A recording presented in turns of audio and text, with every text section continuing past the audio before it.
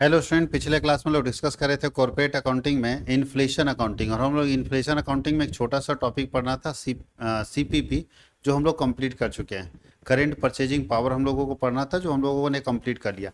आज हम लोग पढ़ने वाले कॉर्पोरेट। वैसे कॉर्पोरेट में आप लोगों को ये टॉपिक नहीं दिया है। कॉर्पोरेट अकाउंटिंग में आप लोगों को जो दिया है उसमें ये सब टॉपिक नहीं है। इशू ऑफ शेयर वगैरह बहुत कम है। आपको holding company, subsidy company, amalgamation of company, liquidation of company, ये पढ़ना है कॉर्पोरेट अकाउंटिंग के अंदर। लेकिन हम लोग ये मानते हैं कि होल्डिंग कंपनी समझने से पहले थोड़ा सा कंपनी का कंसेप्ट अगर हम लोग जान जाए तो और बेटर होगा। तो इसीलिए हम लोग कंपनी का कंसेप्ट दे रहे हैं आपको कि कंपनी क्या होता है, कितने प्रकार का होता है, उसका फीचर्स क्या है। ये पूरा कंसेप्ट हम लोग डिस्कस कर देने वाले हैं आपको। कंपनी का जब कंसेप्ट आप समझ जाएंगे तो फिर आपको आसान होगा आगे समझने में। तो चलिए शुरुआत करते हैं हम लोग क्लास को, और कंपनी के कंसेप्ट को बहुत अच्छे से क्लियर करते हैं हम लोग।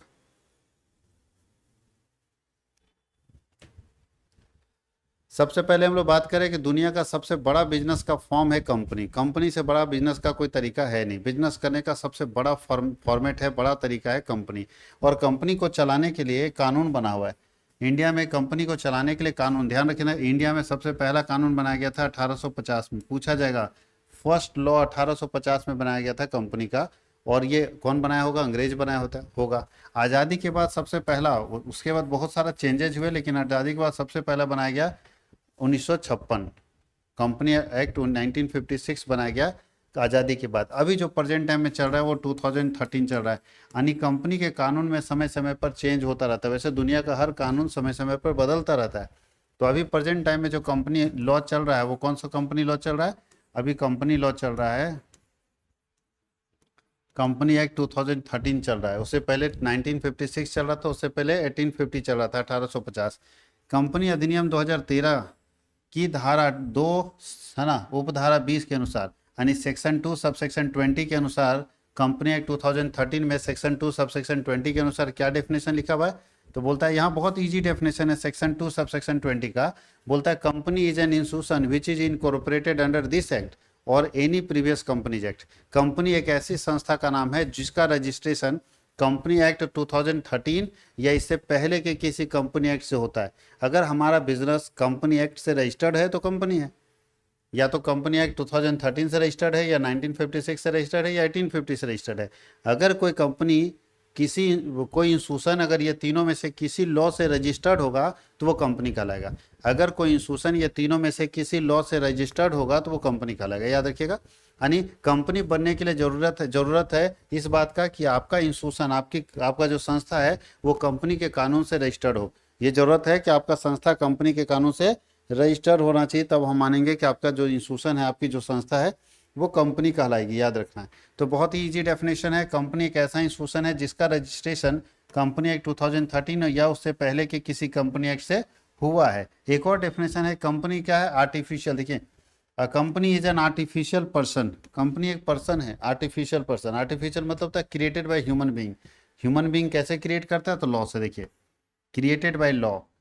एक ह्यूमन बीइंग जो क्रिएट करता है उस इंस्टीट्यूशन को बोलते हैं आर्टिफिशियल पर्सन। तो जिस पर्सन को एक ह्यूमन बीइंग बनाता है, एक इंसान बनाता है, उसको आर्टिफिशियल पर्सन बोलते हैं।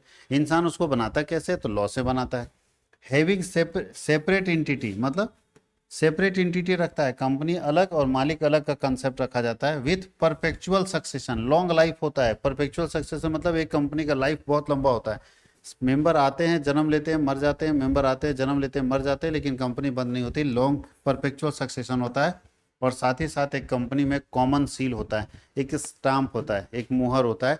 और यही कॉमन सील जो है वो काम करता है, जिसको मुहर बोलते हैं हम लोग। यही कंपनी में सबसे ज़्यादा इंपॉर्टेंट होता है।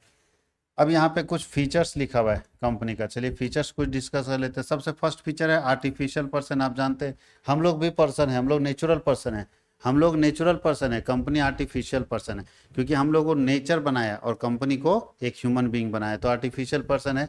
सेपरेट लीगल एंटिटी कंपनी में होता है। कंपनी एक ऐसा इंस्टीट्यूशन है दुनिया का जहाँ पे मालिक अलग और बिजनेस अलग का कंसेप्ट होता है। बहुत सारे इंस्टीट्यूशन है जहाँ पे दोनों एक ही माना जाता है, लेकिन कंपनी में मालिक अलग होता है। मालिक कभी नहीं चलेगा। कंपनी का मालिक होता है शेयर होल्डर, और चलाता है मैनेजमेंट। हाँ, ये हो सकता है कि कोई एक एक दो शेयर होल्डर मैनेजमेंट के अंदर बैठा हो, अलग बात है, लेकिन मालिक होता है शेयर होल्डर और पूरा इंस्टीट्यूशन चलाता है मैनेजमेंट। तो यहाँ पे सेपरेट लीगल एंटिटी होता है, यानी अगर लीगल तौर पर देखा जाए तो दोनों को सेपरेट पर्सन माना जाता है। तीसरा लिखा है क्रिएटेड बाय लॉ, आखिर ये बनेगा कैसे कंपनी, तो लॉ से। कौन से लॉ से, तो 2013 वाले लॉ से। ये जो इंस्टीट्यूशन है वो बनेगा कैसे, तो लॉ से बनेगा। और इसके पास क्या होना चाहिए,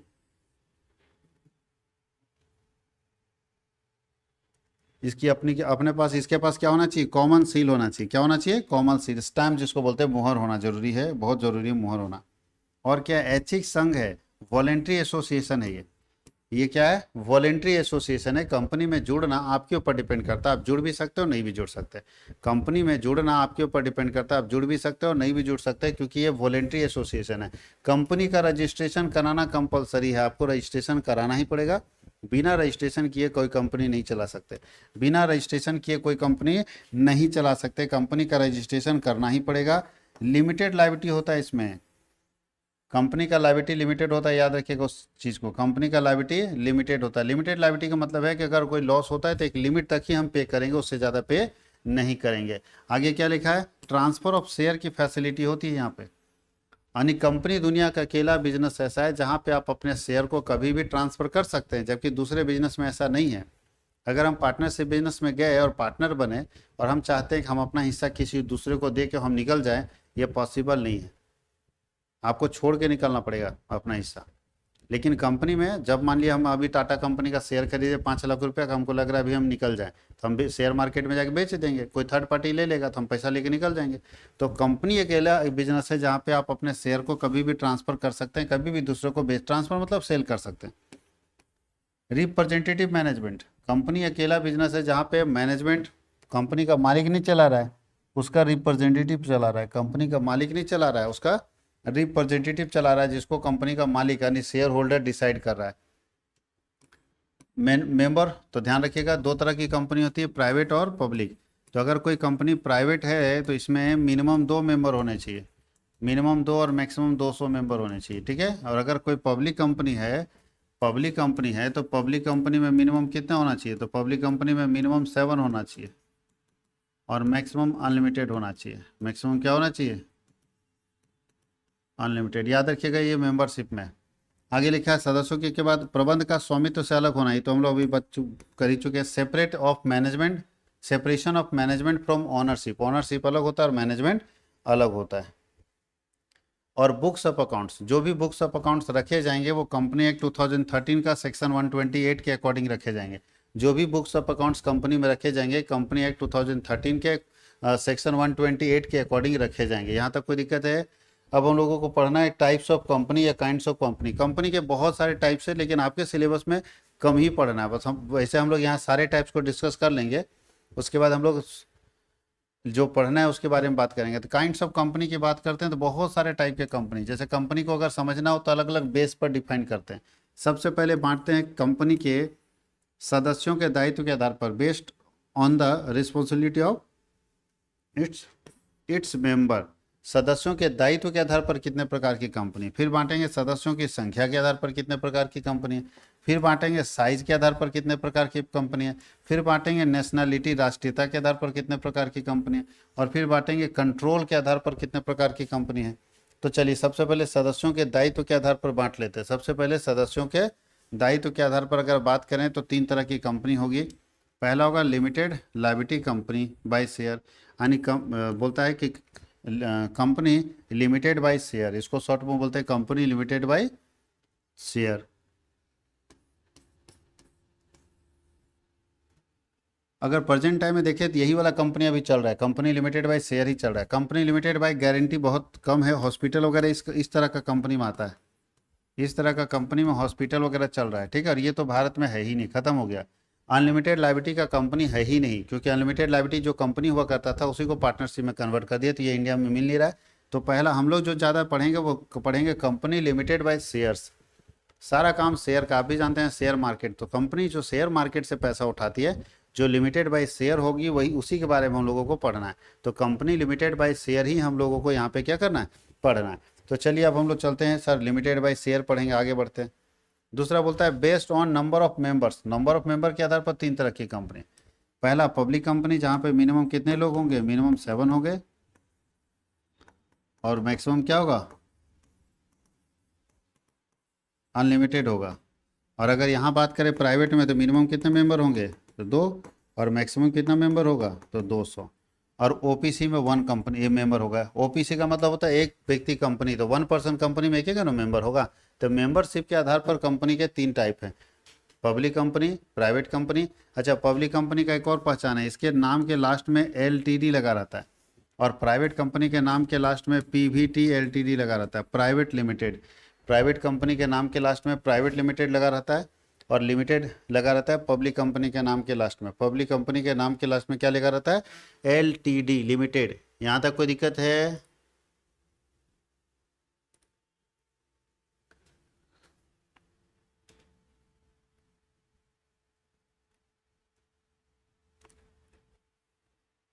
बताइए आप लोग जल्दी से, यहाँ तक कोई दिक्कत?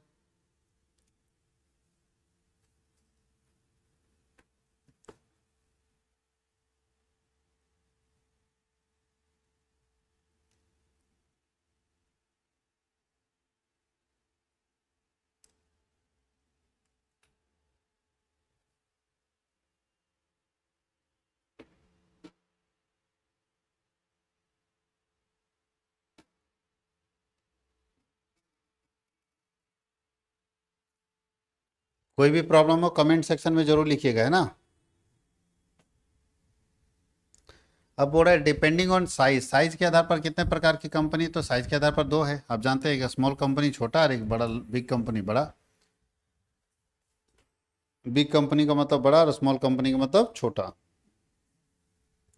बात करते हैं on the basis of nationality, राष्ट्रीयता के आधार पर कितने प्रकार की कंपनी, तो 2। सरकारी, सरकारी नहीं होना चाहिए, देसी और विदेशी होना चाहिए।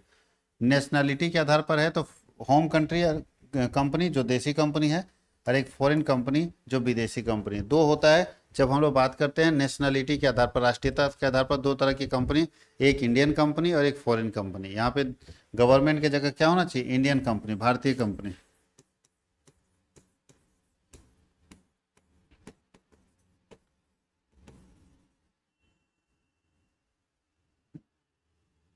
याद रहेगा, भारतीय कंपनी और foreign company. On the basis of control की अगर हम बात करें तो कंट्रोल में 2 तरह की कंपनी मिलेगी। एक मिलेगा होल्डिंग कंपनी, जो किसी दूसरे कंपनी का 51% से ज़्यादा हिस्सा खरीद लेता है, उसको बोलते हैं होल्डिंग कंपनी। सूत्रधारी कंपनी वह कंपनी है जो किसी दूसरी कंपनी का 51% से ज़्यादा हिस्सा खरीद लेता है। जो किसी दूसरी कंपनी का 51% से ज़्यादा हिस्सा खरीद लेता है, वैसी कंपनी को होल्डिंग कंपनी कहते हैं।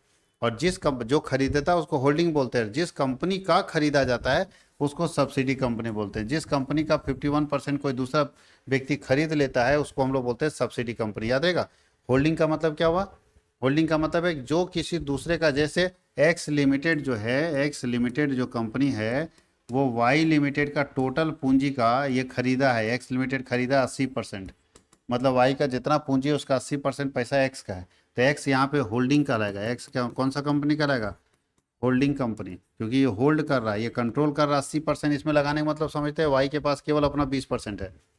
जिस दिन एक्स ऐंठ गया ना कि हमको पैसा दे दो, वाई का पसीना उतर जाएगा। तो ऐसी स्थिति में ये बिजनेस है किसका, वाई का है कि एक्स का है, तो एक्स का है, क्योंकि एक्स का 80% पैसा लगा हुआ है। तो यही चीज़ यहाँ लिखा है कि तो एक्स लिमिटेड यहाँ पे होल्डिंग का रहेगा, और वाई लिमिटेड कौन सा कंपनी का रहेगा, सब्सिडरी कंपनी, सहायक कंपनी का रहेगा, सपोर्टिव कंपनी का रहेगा। याद रखना इसको। यहाँ तक में कहीं कोई दिक्कत है, देख लीजिए, सारा कंपनी का टाइप्स हम आपको बता चुके हैं।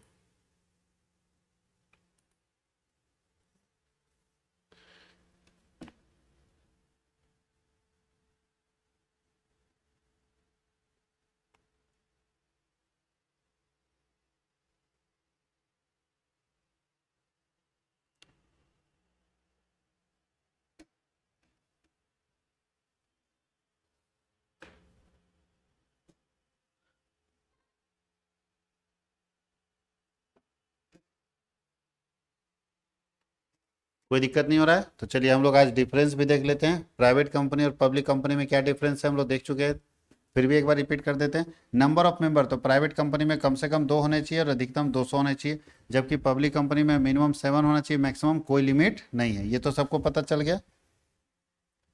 जनता को निमंत्रण, पब्लिक को कौन इनवाइट कर सकता है, तो याद रखिएगा प्राइवेट कंपनी पब्लिक को इनवाइट नहीं कर सकती शेयर और डिवेंचर के लिए। जबकि प्राइवेट कंपनी नहीं कर सकती, लेकिन जबकि पब्लिक कंपनी कर सकती है, क्योंकि पब्लिक कंपनी अपना सारा पैसा तो पब्लिक से ही लाएगी, तो पब्लिक कंपनी कर सकती है। ट्रांसफर ऑफ शेयर, कौन है जो अपने शेयर को ट्रांसफर कर सकता है, बेच सकता है, तो इसके पास नहीं है। प्राइवेट कंपनी अपने शेयर को बेच नहीं सकता, वो खुद पैसा लगाएगा, लेकिन पब्लिक कंपनी अपने शेयर को बेच सकता है, तो यस ये ट्रांसफर कर सकता है। आगे लिखा है कि सभी निजी कंपनियों के लिए अंतर नियम बनाना अनिवार्य है। जितने भी प्राइवेट कंपनी है उसके लिए आर्टिकल ऑफ एसोसिएशन बनाना अनिवार्य है, लेकिन फिर से सुनिएगा, जितने प्राइवेट कंपनी है उसके लिए आर्टिकल ऑफ एसोसिएशन बनाना क्या है, अनिवार्य है, जबकि पब्लिक कंपनी के लिए आर्टिकल ऑफ एसोसिएशन बनाना अनिवार्य नहीं है। मेमोरेंडम ऑफ एसोसिएशन अनिवार्य होता है, कंपलसरी होता है, आर्टिकल कंपलसरी नहीं होता है, लेकिन प्राइवेट कंपनी है तो आर्टिकल भी आपका क्या होगा, कंपलसरी है। व्यवसाय प्रारंभ करना, प्राइवेट कंपनी जैसे रजिस्ट्रेशन करा लेता है अपना बिजनेस स्टार्ट कर देता है, प्राइवेट कंपनी रजिस्ट्रेशन के तुरंत बाद अपना बिजनेस स्टार्ट कर देता है, जबकि पब्लिक कंपनी रजिस्ट्रेशन हो जाने के बाद भी व्यवसाय प्रारंभ करने का जो प्रमाण पत्र मिलेगा तभी बिजनेस स्टार्ट करेगा। अगर रजिस्ट्रेशन हो गया और 1 साल तक बिजनेस स्टार्ट करने का प्रमाण पत्र नहीं मिला तो आप बिजनेस स्टार्ट नहीं कर सकते। तो प्राइवेट पब्लिक कंपनी में ज़्यादा रोक टोक है। संचालकों की संख्या, प्राइवेट कंपनी में मिनिमम 200 डायरेक्टर होने चाहिए, मैक्सिमम 15 होने चाहिए, और सेम काम यहाँ भी है, यहाँ कम से कम 3 होने चाहिए और अधिकतम कितना है, 15 होना चाहिए। मिनिमम नंबर ऑफ डायरेक्टर 3 और मैक्सिमम नंबर ऑफ डायरेक्टर 5 होना चाहिए पब्लिक कंपनी में, मिनिमम नंबर ऑफ डायरेक्टर 2 और मैक्सिमम नंबर ऑफ डायरेक्टर 15 होना चाहिए प्राइवेट कंपनी में।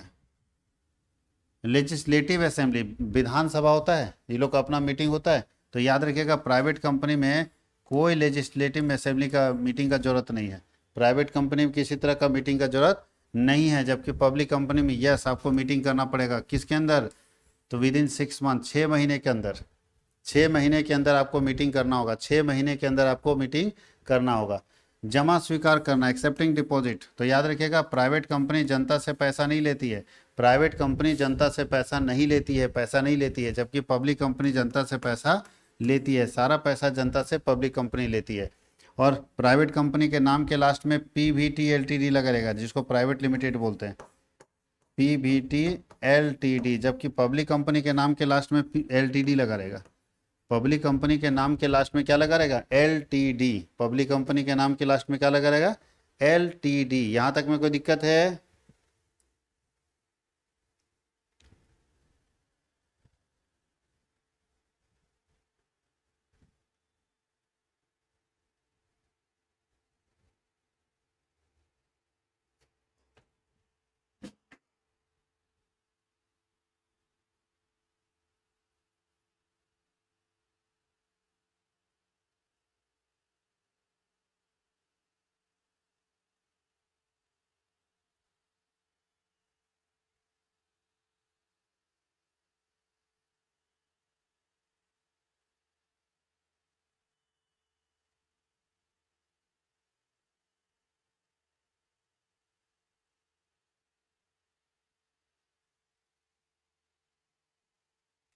चलिए कोई दिक्कत नहीं आ रहा आप लोग का। अब हम लोग चलते हैं शेयर्स क्या होता है। शेयर क्या होता है, अंश पढ़े होंगे आप लोग, शेयर क्या होता है। तो कंपनी अपने टोटल कैपिटल को छोटे छोटे हिस्सों में बांट देती है, ऐसे प्रत्येक हिस्से को शेयर कहा जाता है। इसको इंग्लिश में बोल सकते हैं कि total capital of a company are divided into some small units, each unit is called share. बोलता है कि एक कंपनी अपने पूंजी को छोटे छोटे हिस्सों में बांट देती है और ऐसे प्रत्येक हिस्से को हम शेयर के नाम से जानते हैं। जैसे मान लीजिए कि कोई कंपनी को 10 करोड़ रुपया लाना है, तो 10 करोड़ एक आदमी तो दे नहीं सकता, तो कंपनी दिमाग लगाए कि 10 करोड़ अगर नहीं दे सकता है तो भैया 1 करोड़, अगर हम 1 करोड़ आदमी से मांगेंगे 10-10 रुपया करके, तो 10 रुपया आ जाएगा ना, और 10 रुपया तो कोई भी गरीब आदमी दे सकता है। तो हम जो पूंजी लाना चाह रहे हैं वो एक ही आदमी से नहीं मांगेंगे, छोटा छोटा हिस्सा में बांट के और बहुत सारे लोगों से मांगेंगे, ताकि हमारा जो पर्पस है वो पूरा हो जाए। याद रहेगा? तो याद रखना है कि पूंजी क्या है, शेयर क्या है। तो अंश पूंजी क्या, शेयर क्या होता है, तो शेयर कंपनी का होता है कि कंपनी जो अपना मार्केट में पूंजी लाती है उसको छोटे छोटे हिस्सों में बांट देती है, ऐसे प्रत्येक हिस्से को हम शेयर के नाम से जानते हैं। शेयर का नेचर क्या होता है, तो भैया शेयर का नेचर है मूवेबल एसेट होता है। शेयर एक जगह से दूसरी जगह आसानी से ले जाए और ले आया जा सकता है, तो ये मूवेबल एसेट है जिसको आसानी से आप ले जा सकते हैं और ले आ सकते हैं। टाइप्स ऑफ शेयर, कितने तरह के शेयर होते हैं तो आप जानते होंगे, 2 तरह के शेयर होता है, इक्विटी शेयर और प्रेफरेंस शेयर। 2 तरह के शेयर होता है, इक्विटी शेयर और प्रेफरेंस शेयर। ध्यान रखिएगा, शेयर कितने तरह के होते हैं, 2 तरह का, प्रेफरेंस शेयर और इक्विटी शेयर। प्रेफरेंस शेयर ऐसा शेयर होगा जिसे दो चीज़ का प्रेफरेंस है। प्रेफरेंस शेयर ऐसा शेयर है जिसे दो चीज़ का प्रेफरेंस है। अगर कंपनी को प्रॉफिट होगा तो सबसे पहले प्रेफरेंस शेयर को मिलेगा, उसको देने के बाद बचेगा तो इक्विटी को मिलेगा, नहीं बचेगा तो नहीं मिलेगा। दूसरा, अगर कंपनी बंद हुई तो सबसे पहले पैसा वापस प्रेफरेंस शेयर का होगा, उसके बाद इक्विटी को मिलेगा। अगर प्रेफरेंस शेयर को ही देते समय घट गया तो इक्विटी को कुछ नहीं मिलेगा। तो प्रेफरेंस शेयर को दो चीज़ का प्रेफरेंस है। पहला पहला यहाँ लिखा है कि निश्चित दर से लाभांश प्राप्त करना, समतांशधारियों से पूर्व लाभांश प्राप्त करना, मतलब इक्विटी शेयर होल्डर से पहले का डिविडेंड भी आप प्राप्त कर सकते हैं। मतलब है कि जो भी प्रेफरेंस शेयर को डिविडेंड मिलेगा, प्रॉफिट मिलेगा, वो इक्विटी शेयर से पहले मिलेगा, इक्विटी शेयर से पहले मिलेगा। अगर इसको देने के बाद बचेगा तो इक्विटी शेयर को देंगे, नहीं बचेगा तो नहीं देंगे। कंपनी के समापन की स्थिति में समतांशधारियों की अपेक्षा पहले पूंजी वापस पाने का देगा। मतलब अगर कंपनी समाप्त होगी, बंद होगी, तो जो पूरा नीचे डाला, मान ली कोई कंपनी बंद हो जाती है, तो बंद हो जाती है, सबसे पहले पैसा किसको मिलेगा? तो प्रेफरेंस शेयर को मिलेगा। सबसे पहले पैसा मिलेगा प्रेफरेंस शेयर को, उसको देने के बाद पैसा बचेगा तो इक्विटी को मिलेगा, नहीं बचेगा तो नहीं मिलेगा। और अधिक लाभ में हिस्सा पाने का अधिकार, अगर कभी कोई कंपनी खूब प्रॉफिट कमा ली तो जो एक्स्ट्रा प्रॉफिट कमाई है उसमें भी प्रेफरेंस शेयर को हिस्सा चाहिए, उसमें भी प्रेफरेंस शेयर को हिस्सा चाहिए। अब बोला टाइप्स ऑफ प्रेफरेंस शेयर, तो आप जानते हैं 8 तरह के प्रेफरेंस शेयर होते हैं, जिसमें से 8 तरह के प्रेफरेंस शेयर होते हैं अलग अलग बेस पर। सबसे पहला है on the basis of combination. Combination का मतलब होता है, कुमुलेटेड का मतलब होता है जमा करना। तो जमा करने के आधार पर, तो यहाँ ध्यान दीजिएगा, पहला कुमुलेटिव प्रेफरेंस शेयर ऐसा प्रेफरेंस शेयर होगा जिसका अमाउंट आपको जमा होते होते होते एक बार में मिलेगा। यानी अगर आप नहीं जमा किए तो ऑटोमेटिक कुमुलेटिव चला जाता है। कुमुलेटिव प्रेफरेंस शेयर ऐसा प्रेफरेंस शेयर होगा जिसमें से एक साल अगर हम प्रॉफिट नहीं लिए तो अगले साल उस प्रॉफिट को जोड़ के हमको मिलेगा, यानी उसको हम लोग बोलते हैं कुमुलेटिव प्रेफरेंस शेयर। दूसरा नॉन कुमुलेटिव, मतलब उल्टा है, अगर नॉन कुमुलेटिव प्रेफरेंस शेयर खरीदें और पैसा बाकी रह गया तो गया कहानी, भुला जाइए। सहभागिता के आधार पर, on the basis of participation in surplus profit. अगर ध्यान रखिएगा, अगर पहले प्रेफरेंस शेयर को लाभ दे दिए, उसके बाद इक्विटी को दे दिए, इक्विटी को देने के बाद भी अगर कुछ बचता है तो सरप्लस प्रॉफिट में हिस्सा लेने का अधिकार है प्रेफरेंस शेयर को। अगर उसके बाद भी कुछ बचता है तो सरप्लस प्रॉफिट में हिस्सा ले सकता है। और दूसरा नॉन पार्टिसिपेटिंग प्रेफरेंस शेयर जो है यहाँ खरीद सकता है। अच्छा, रिडम्पशन के आधार पर, रिडम्पशन का मतलब होता है रीपेमेंट ऑफ लोन। लोन जब आप लिए हैं मार्केट से उठाएं तो वापस करेंगे। तो रिडम्पशन में रिडीमेबल प्रेफरेंस शेयर ऐसा प्रेफरेंस शेयर होता है जिसके पास हम सिक्योरिटी रखते हैं और एक निश्चित समय के बाद हमारा जब प्रेफरेंस शेयर का पेमेंट करने का टाइम आ जाता है तब हम रिडीमेबल प्रेफरेंस शेयर में जाके पेमेंट करते हैं। रिडीमेबल प्रेफरेंस शेयर का मतलब ऐसा प्रेफरेंस शेयर जिसे एक निश्चित तिथि के बाद, एक निश्चित डेट के बाद, एक फिक्स डेट के बाद हम कैश में कन्वर्ट कर लेंगे। और ई रिडीमेबल प्रेफरेंस शेयर का मतलब ऐसा प्रेफरेंस शेयर जो कभी रिडीम हो ही नहीं सकता, कभी शोधित नहीं होगा, बिल्कुल गलत है, कभी वो सही नहीं हो सकता। अब लिखा है परिवर्तन के आधार पर। परिवर्तन के आधार पर मतलब on the basis of conversion. Conversion के आधार पर दो तरह का, कन्वर्टेबल प्रेफरेंस शेयर, इसको कुमुलेटिव प्रेफरेंस शेयर भी बोलते थे। जहाँ पे क्या होता है, अगर कुमुलेटिव प्रेफरेंस शेयर है, कन्वर्टेबल प्रेफरेंस शेयर, उसका काम क्या है कि अगर कोई दूसरे, मान लीजिए कि कन्वर्सन प्रेफरेंस शेयर का मतलब है कि अगर आप कोई काम कर रहे हैं, अगर आप अपना काम कर रहे हैं तो प्रेफरेंस शेयर का, कन्वर्टेबल प्रेफरेंस शेयर का कंडीशन यही है कि इस प्रेफरेंस शेयर को एक निश्चित तिथि के बाद आप इक्विटी शेयर में कन्वर्ट कर सकते हैं। इस प्रेफरेंस शेयर को एक निश्चित डेट के बाद आप इक्विटी शेयर में कन्वर्ट कर सकते हैं। और नॉन कन्वर्टेबल अगर प्रेफरेंस शेयर आप खरीदते हैं तो उसको जीवन में भी किसी दूसरे में नहीं बदल सकते। वो इक्विटी में है तो इक्विटी में रहेगा, प्रेफरेंस में तो प्रेफरेंस में रहेगा। अब अगला क्लास में हम लोग पढ़ेंगे इक्विटी शेयर। यहाँ तक कोई दिक्कत नहीं होना चाहिए, अगर कोई दिक्कत है तो बताइए। आपके पास बोल के पूछने का भी ऑप्शन है, देखिए हाथ दिख रहा होगा, हैंड रेज कीजिएगा, हम यहाँ से अलाउ कर देंगे तो आप बोल के भी सवाल पूछ सकते हैं और फिर हम यहाँ से ऑफ करके उसका जवाब दे देंगे। तो जरूर आप लोग पूछिए, सवाल पूछना बहुत ज़रूरी है। तो आज हम लोग यहीं तक डिस्कस करेंगे, अगले क्लास में डिस्कस करेंगे इक्विटी शेयर के बारे में। किसके बारे में? इक्विटी शेयर के बारे में।